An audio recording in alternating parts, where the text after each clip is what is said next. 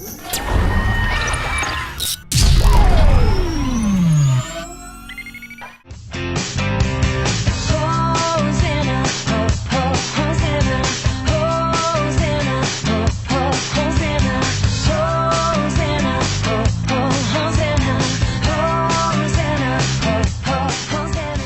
et bienvenue dans ce série de cours en anglais avec M. Zana.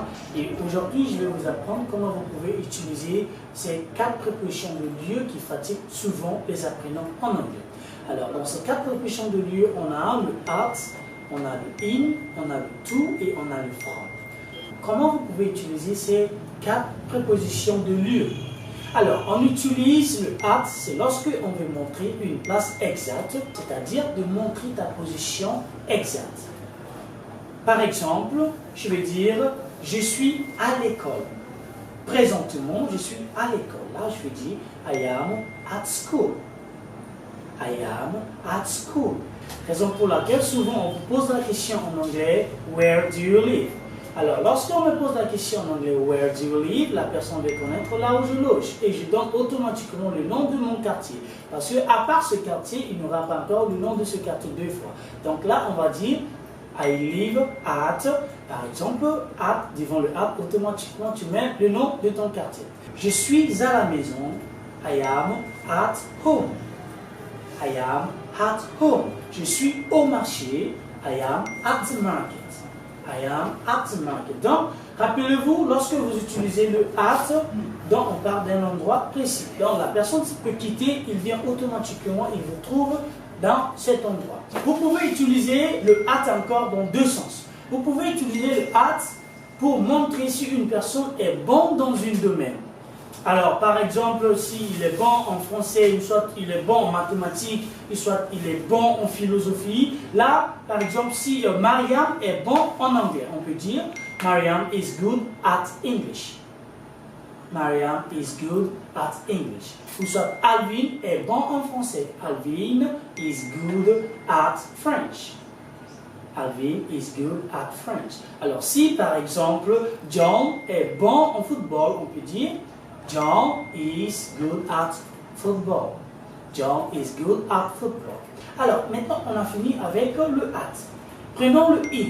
On utilise le in en anglais, c'est lorsqu'on parle d'un endroit général.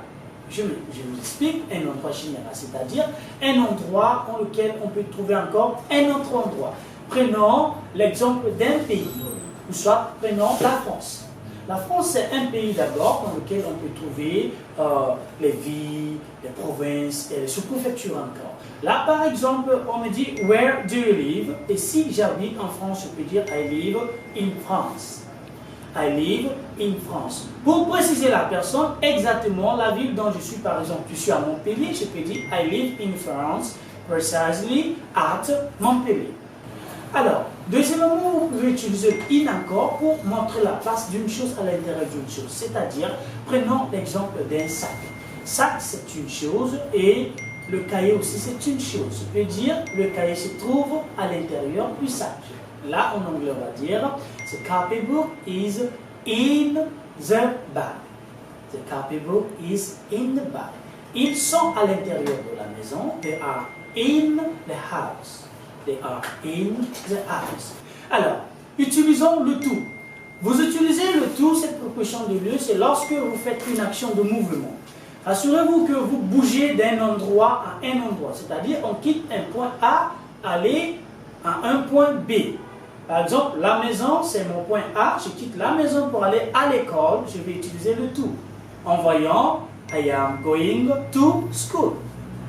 I am going to school. C'est-à-dire, je quitte la maison de l'école.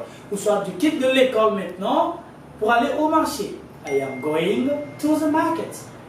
I am going to the market. Alors, le from, on utilise, c'est pour parler de la provenance, c'est-à-dire d'où l'on vient.